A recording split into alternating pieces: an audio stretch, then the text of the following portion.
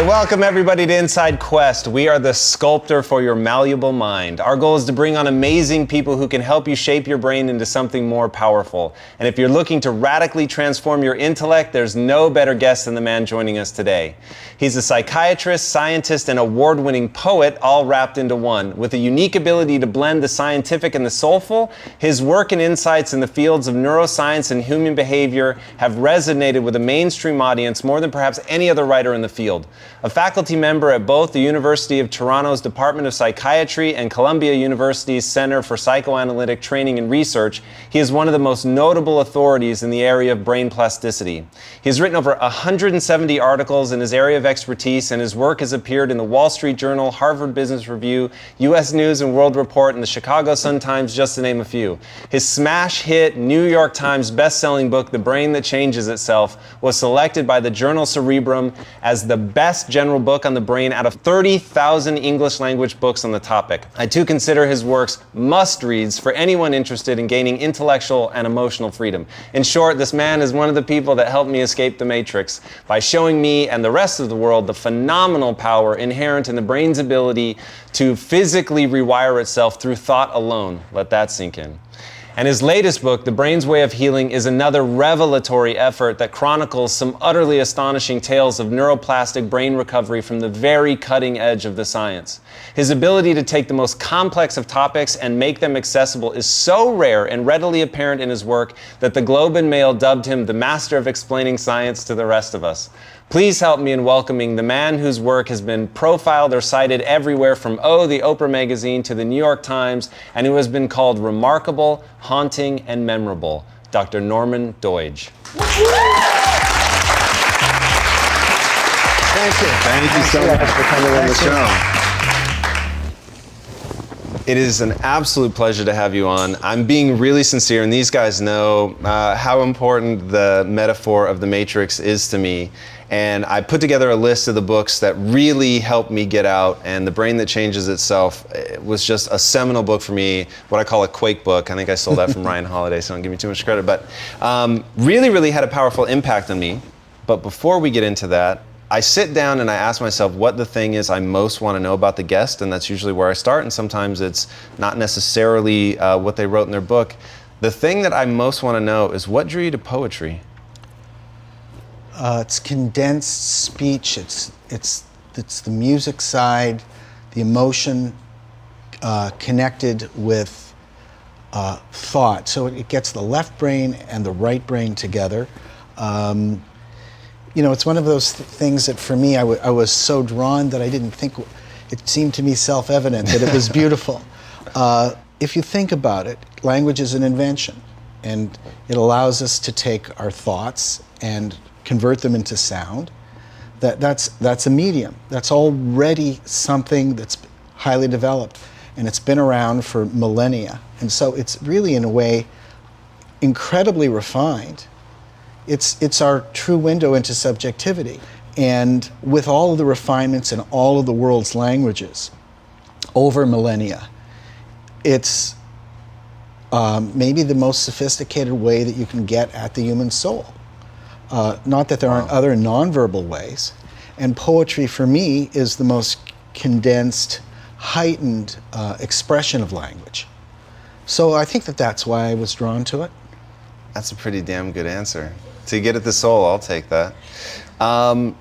One of the things that I find so amazing, and you've really been rightfully championed for your ability to bring the humanity to science, at least from an experiential standpoint, is clear to me that that's why your books have done so well, is you're talking about this really heady stuff, right? I mean, we're at the cutting edge of neuroscience with the battle that I'm sure you had to fight with plasticity in the early days, and people didn't believe that it was real and that it was hardwired, and you know, you've talked very eloquently about that in some of your other talks. I won't make you repeat that here, but it becomes so accessible and understandable.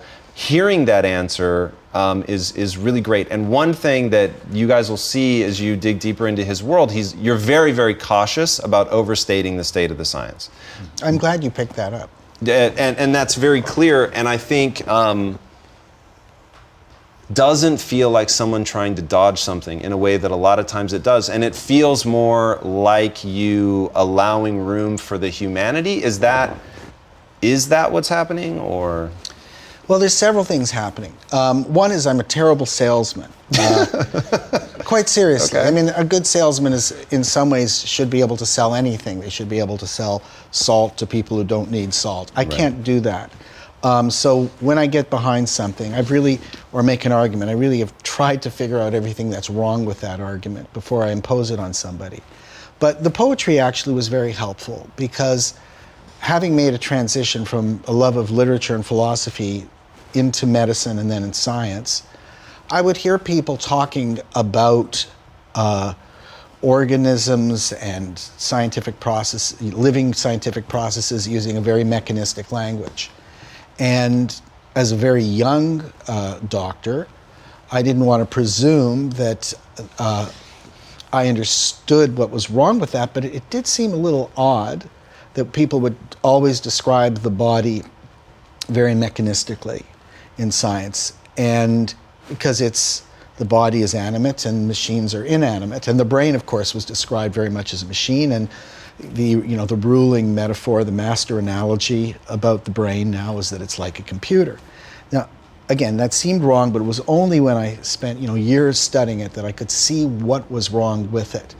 And as I saw what was wrong with it, I was able to see, I think, that a lot of the scientists didn't realize they were working with metaphors.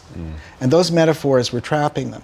Metaphors in poetry are something you use to express something for a moment, but you have to be aware that it's a metaphor. A metaphor can end up concealing more than it reveals if you're captured by the metaphor. And it sounds to me like you have a sensitivity to how we can be trapped by our ideas. And so I was able to see that this machine metaphor for the brain was making people think that the circuitry was fixed and hardwired. And the metaphors were always changing. 400 years ago, the metaphor for the brain from the philosopher René Descartes was that it was like the nerves were like hollowed out plumbing, and currents moved up and down the nerves. And we still speak of currents, but now electrical currents. Then they changed, the model changed as we developed electrical machines to something like a circuit board. But no one could conceive of a non-hardwired circuit board, so we started to think of the brain as hardwired. And now with a computer, people tend, in that master analogy, to think thought is something like the software and the brain is the hardware.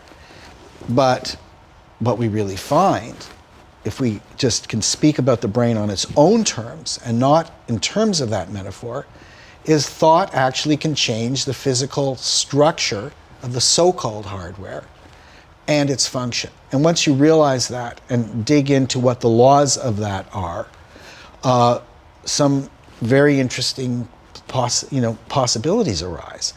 And so because I'm a doctor, I started to look at, particularly in the first book, what illnesses or conditions that people were suffering from could be changed.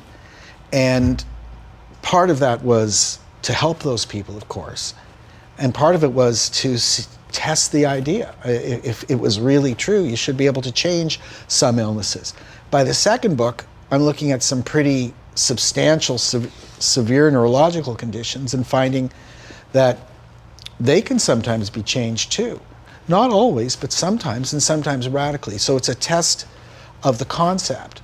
And at a certain point, the scales fall from one's eyes and you realize we've got a lot of things about the brain quite wrong. I talked about a girl who was born with half a brain and she's missing the left hemisphere, which we use to process language. And she, you would think she would be in the ICU with tubes in and out of her, but that's not the case. Her brain rewired itself, and she can speak, and she votes in elections, and she has her favorite basketball team, and so on. Now, that means that the brain is not nearly as localized, particularly the outer parts of the brain, for sure, as we thought, but even some of the deep parts of the brain. So think about that. What does that mean? That thoughts that are not localized to modules. I think about that more than you can imagine. You've said that you think that neuroplasticity is the most important advancement in our thinking about the brain in the last several hundred years. Why? And why should these guys care? Okay, so I think it's the most important change in our understanding of the brain in several hundred years. Everybody thought that the circuitry was formed and finalized in childhood. And that gave rise to a view of human development, human potential, that taught people that you're stuck with what you're born with in a kind of absolute way.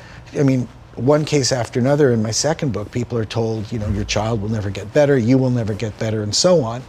It's not possible. You know, if you had a stroke when you were being born and you have cerebral palsy, that, you know, the assumption was that's it. If you tried to maintain your brain as you got older, that was seen as kind of a waste of time.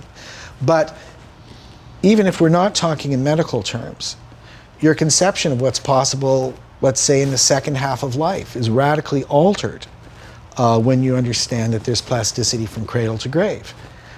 You can reinvent yourself in certain respects, take on skills you never dreamed that you could take on throughout the course of your life. That's an incredibly liberating thought. And not only can you, but if you don't challenge your brain, it probably won't maintain itself. So, you know, the brain, just like the body, requires some intensive work just for maintenance. And it's okay to do that. It's necessary to do that. One thing that you talked about, and it stopped me in my tracks in the most recent book, and I really want these guys to understand this, is the concept that there's a dark side to this, right? It's very beautiful that you can change your brain, and we'll talk a little bit about the guy that had Parkinson's and used walk therapy and becoming very conscious of how he moved to actually relocate the learning center for how to walk to a different area of his brain. Mm-hmm. But on the other side of that is all the little lies that you tell yourself about yourself, the limitations, the belief systems that hold you back, they hardwire and they become real. And it can be something as tangible as pain, right? And your brain gets so used to a sense, a pain, or whatever, that it becomes a chronic pain, and now you can't shake it. And he will definitely talk about some amazing stuff in his book about how to deal with that.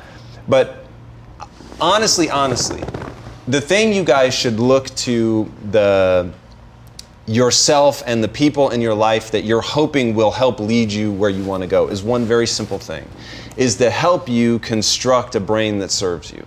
It really boils down to that basic, right? And one thing that I'm always trying to search for is where does it stop, right? What's the bottom line where there's nothing more recursive than that?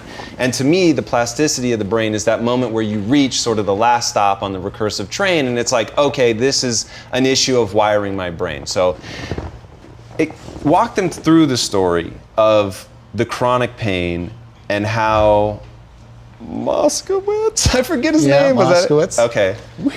You did know it. You just didn't know that you knew it. Yes, I didn't have faith in myself, which I'll punish myself for later. But yeah, Moskowitz and what he did with the chronic pain, because that story changed me forever. Oh, really? Okay, so let me step back.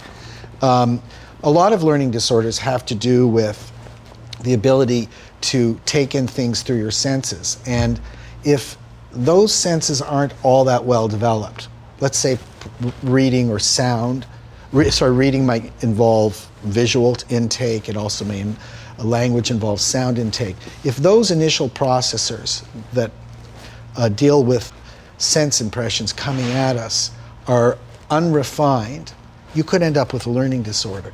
So we have training techniques by which we can develop them and make them more differentiated. That can change a life with a kid with a learning disorder. Now, the perfection of the senses is a blessing in those situations. But the same plasticity that allows us to perfect our senses can be a curse when it comes to certain kinds of pain experiences, because pain is kind of a sense, isn't it? So there's really two kinds of pain. There's an acute pain, which tells you that there's damage to part of the body, and We don't welcome it, but it actually is essential for our survival. And some people who are born with a genetic tendency not to be able to feel pain, well, they tend to die very young because they'll hurt their foot, they won't notice it, and they'll die of an infection. Chronic pain is damage not only to the part of the body, but to the nervous part of the pain system itself. So what happened with Michael Moskowitz is he was a psychiatrist turned pain physician, and he had a number of mishaps or accidents. One of them had to do with a kind of a skiing accident, and so he wrecked his neck. Initially it hurt him just around the neck, but the nerve kept getting pinched over and over again. And so the brain got really good at registering that pain. And what was initially a kind of just a strong thrust of pain, lasting seconds, as the brain got better at processing it and got kind of noisy, that's another concept I have, the pain would last longer, and it started to spread from his neck to his head to his shoulders and soon his upper back. And he was stuck with a chronic pain syndrome. Now, he started reading about plasticity at this time.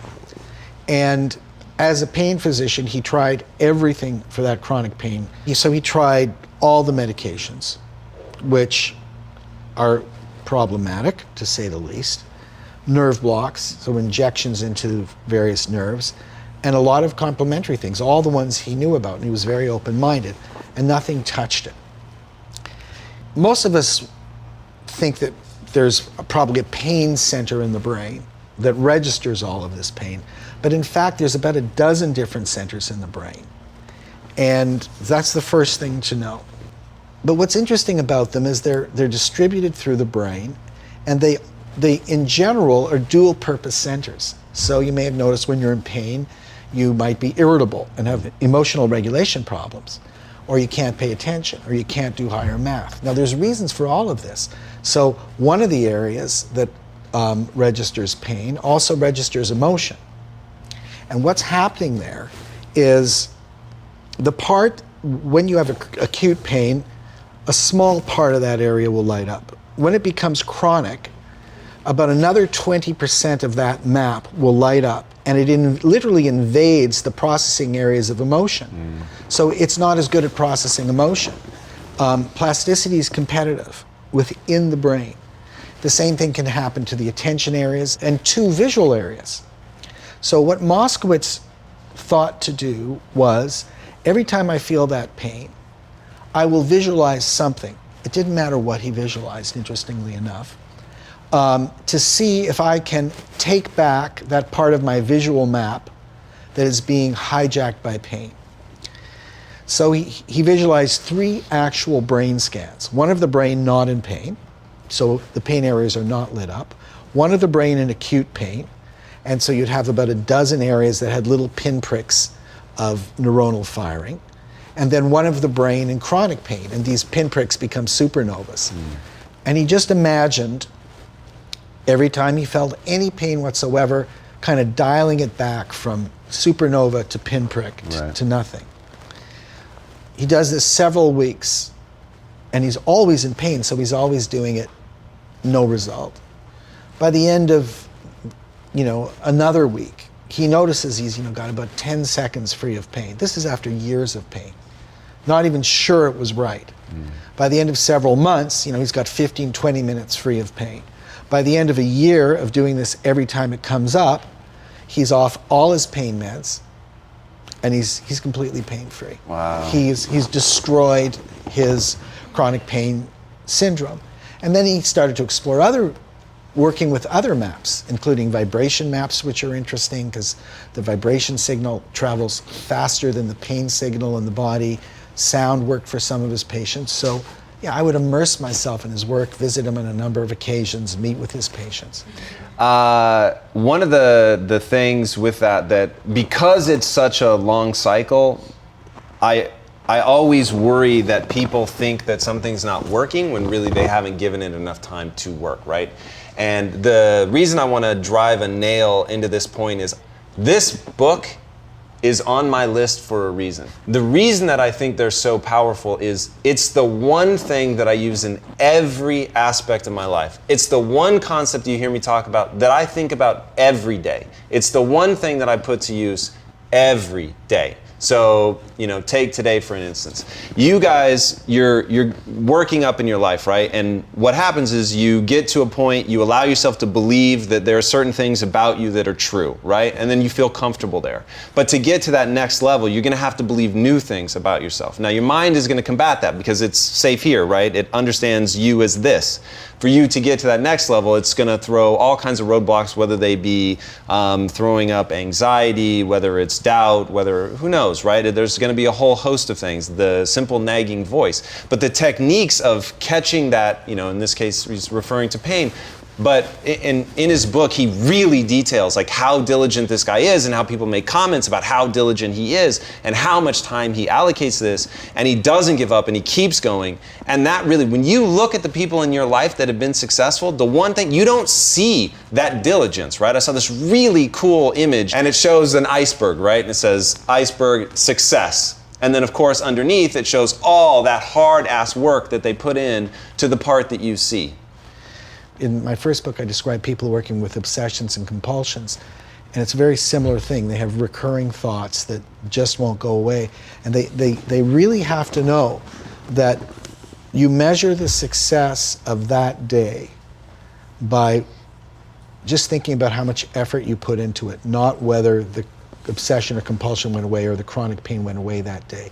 Because you're creating like a new gear shift inside your brain that's being built up from scratch so that you have conscious control over this to change it. And that takes a while. Yeah, that's how much effort you put in that's really important, because there are days where it does seem like I'm not making any progress. You start to feel lost. There's so many potential avenues to try. Sometimes that's actually when you are making the progress. That's when you're building up that new network. But as you're building up the network, you don't get an immediate reward. Right. That's just so important to know. The way plastic change works is, you put in the effort. Then you go to sleep at night. Some of those connections in the brain are consolidated. Then you can have setbacks in something like chronic pain, and you don't see that you've built that little gear shift. It's a tiny amount of circuitry that's in that switch area. That's what you're working on. What are some critical things that you've learned? Do you have children? Yeah. What are some critical things you've learned that you want to make sure that you pass on to them? Like if you could only leave them 3 concepts, what would those 3 concepts be? I mean, the first one, I guess, is the issue, and it's sort of like the Carol Dweck kind of stuff, that the mindset should not be conceived of as simply whether you've got a reward today. But you understand that to be a human being, to have a brain, is to be a creature that learns. And a lot of learning is incremental and slow. That's the first thing. The second thing is thinking holistically about yourself, not treating yourself like a machine simply. It seems to go against perhaps what I've just said, but always thinking in terms of the guiding meaning of life. What's meaningful for you at a meta level? I think that's really important. Do you think that there is an objective meaning, or is it pure subjectivity? Bias sneaks into the science all the time, which means subjectivity is very, very powerful. Now, one of the ways I like to look at this now is in the following. In that modern scientific view, the idea is that the world is real, is out there, and that's what's real. Right. So this is like a really important thing as far as I'm concerned. It also kind of implies that the mind is less real. Now, because it's, quote, subjective and it's different and varies. I see it differently. I see that the sensory world impacts upon consciousness and we register it. And that's how we know the world. That's pretty real. But I also see the internal psyche from our unconscious minds, from our unconscious experiences, from our very personal experiences. They also impact us at the level of consciousness. I cannot see why that is less real. At the beginning of modern science, the understanding was that subjectivity could distort our experiences, and therefore the subjective is merely subjective. Right. But we all know about optical illusions. We all know that we can get things wrong. And we all know that groups of people often get things more wrong. Sometimes crowds are stupider than individuals, you know, the emperor who has no clothes. So I don't privilege the outside over the subjective. And why am I saying this now? It has to do with my immersion in plasticity. Mainstream neuroscience for the longest time has been proudly reductionistic. Here's what that means. If you were to ask 95% of neuroscientists, you know, what they make of the mind-body connection, they would say that the mind is what the brain does. I mean, go on the internet, go into science books, they say it all the time, and this is a brain, and in these neurons are all of your thoughts. No one's ever shown that simply. They couldn't tell you where in the neurons the thoughts are. Right. They can't tell you, is it in a single neuron, is it between neurons, is it in the activity of the neurons? Honestly, that hasn't been sorted out yet. We know that the brain is necessary for thought in some way, of course, and we know certain parts of the brain are often necessary for thoughts, and yet we also know that sometimes if those parts are damaged, other parts can be taken over. But there's just so much that's not understood yet about the mind-brain connection. And really fast, I'm going to put to you a question that you've put to other people, and you never seem to present a satisfying conclusion, so I fear it's because you're not satisfied yet. But define the mind. You know, I'm of the position that there are certain words that cannot be defined yet, and that's why everyone's saying, what is mind? We say, what is mind, what is life, what is the universe? The reason we're asking those questions is because these words are symbols, and there's two kinds of symbols in the world. There are the symbols like the letter A, which stands for the sound A. Then there are other symbols, equally important, maybe even more important, that stand for things that we only partially understand. And mind, I believe, is one of those words. Life is one of those words. The universe is one of those words. We don't exactly know the boundaries of the universe. We don't exactly know the true boundary between animate and inanimate, life and non-life. And that's totally legitimate. Aristotle often said, each science has different measures and we have different levels of knowledge. And it's the arrogance of our arrogance that assumes that we understand things. What is consciousness is the big unsolved issue in modern neuroscience, and that's okay. Okay, so that was two things that you would impart to your children. We got the third MIA. What's our third? Oh. You gave us a beautiful, elucidation of number two, but I'm still going to. Oh, I mean, because I wouldn't stop at 2 or 3, so you're forcing me to prioritize. Yes. I don't even know. I would, at some level, I would say, do not allow anyone to force you to prioritize things, because reality is changing and shifting. All right. And I learned this first as a psychiatrist. I do think consciousness is the tip of the iceberg, and there's a lot more to us than our conscious parts. And as a shrink, sometimes I would be sitting with a patient. It didn't happen a lot. And I would just get a sense, maybe a feeling in my stomach, that something is wrong, there's a mismatch here. And I couldn't put my finger on it, because human beings can cover up, they can deceive themselves, they can deceive others. Right. And over the years, I've learned to listen to that. So, and it goes with something that's, I guess, something that's a metaphysical foundational thought for me increasingly. It's consistent with everything I've said with you so far. Go back to Rumsfeld, who got it actually from a philosopher. There's the things you know, there's the things you don't know, and there's the things you don't know you don't know. Right. I also think there are the things that you know that you don't know that you know. And that stomach feeling I would have with a patient was information, in a way, coming from my subconscious. And you can have that at work, you can have that in a love affair. I listen to that. What do you think is the most interesting question in neuroscience right now? What's the one that fills you with the most awe? The borders of what mental is. What would you say is the most important thing for people to understand about their own brains that maybe is often misunderstood? Oh my goodness. That silence you hear, that's the sound of thinking, which sometimes I do. I mean, there's several things. I think the balance is that on the one hand, we've learned some very interesting specific things about certain brain areas and how the brain can color experience. But to understand that it's a living, growing, always changing organ, I mean, that's part of it.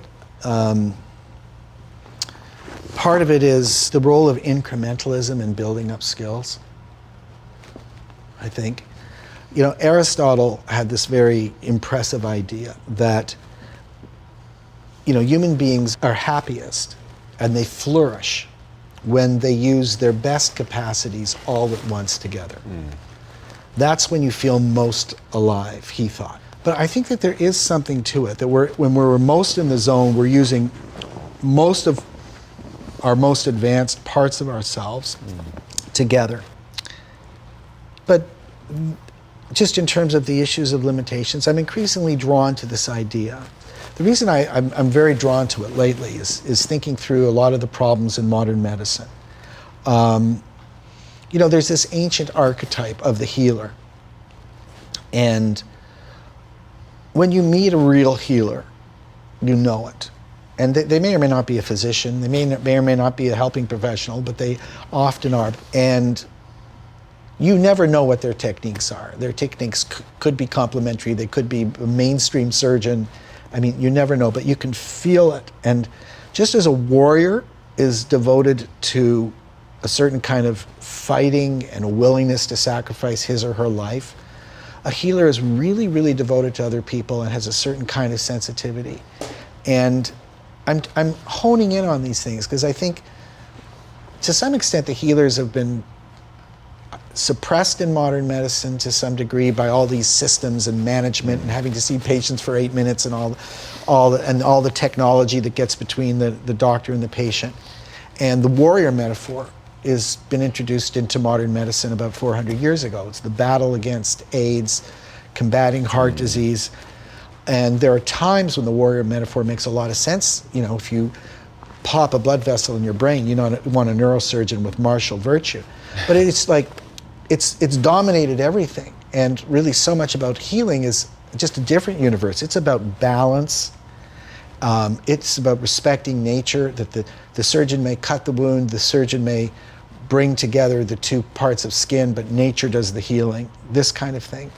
So I'm thinking through, I would want my kids to know if there is an archetype that they have, what that is. And explore that. See if they feel like they're more able to flourish and use all of themselves. Because one of the things that we see happens in the course of life is in the first part of our lives. We want to learn how to make a living. There's nothing wrong with that. And we want to learn perhaps how to love. Maybe some of us want to have a family, a lot of us do. And we often have to suppress parts of ourselves to get those things accomplished. And I increasingly think that if you suppress a major part of yourself for too long, you'll actually get sick or world weary, or your soul will ache like crazy. And so you want to really know, like, if you're doing that kind of suppression. And this is more my psychoanalytic side than my neuroplastic side, I guess. But I think it's great. How do people figure that out? Well, you have to learn to listen to yourself really carefully and just notice those moments, and your dreams help you do it. That's one of the things that psychoanalysts figured out early on. So, but it comes up at different times in the course of your life, key times. And so much of life is trying to balance all of these things. And when we talk about having a meaningful life, it's inviting that other part, perhaps that we've shut out for a while, back in and trying to integrate that so that you can do something where you can A, make a living, and B, feel you're doing what you think is the right thing, and use all of yourself. And you will ache or get neurotic if you push it too hard. Now, so many human beings are forced to do that by circumstance, by poverty, by war, by God knows what. But sometimes we do it to ourselves. We just don't listen to that part until maybe we get sick in some way. Does that make sense to you? More than you could possibly know. Yeah. So in the beginning of this, I was desperately trying to get you to match my energy. And now I have completely succumbed to the hypnotic revelations that you have been giving one at a time until finally you bring me all back home with that, which I think is incredibly powerful and makes your work seem an even bigger web than I thought coming into this. And what I just heard is so true to my experience. And I certainly hope that everybody is listening and heard the same thing that I just heard, because I have lost years of my life not acknowledging a truth about who I am, not acknowledging, I've never thought of it in terms of being an archetype, but in terms of things that are my natural state, where I am at in neutral, as I like to think of it, and trying to. So I'm a very goal-oriented person, but I find that the most dangerous act you can do as a human being, the thing most close to walking a tightrope, is the selection of your goals if you're ambitious.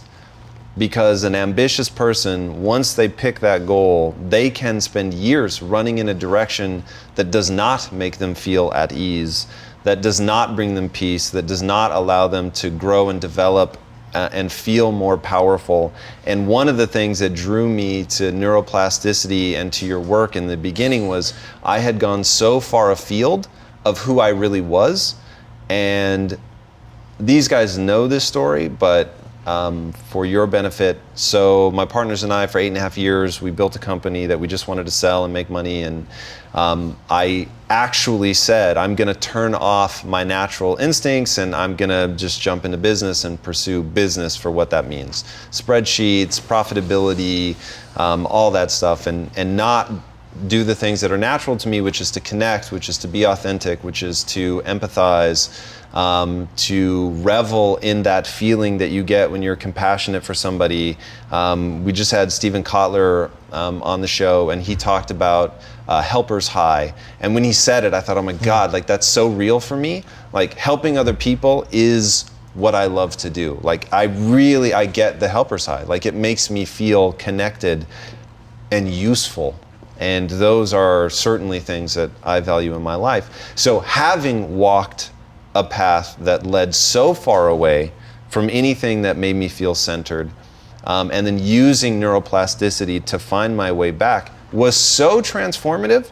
And it's one of those things that it so impacts you, you cannot help, right? You couldn't help but write these ideas down because you want the rest of the world to learn easily what you learned so hard, right? And it may have even been Aristotle or Socrates who said, read for you can learn easily what one man, had to suffer for. The very nature of the show is what you just walked us through, which is that these tools are so powerful and they can help you find that center, and you can build a life even if you're starting somewhere very far apart. And let's take a childhood trauma.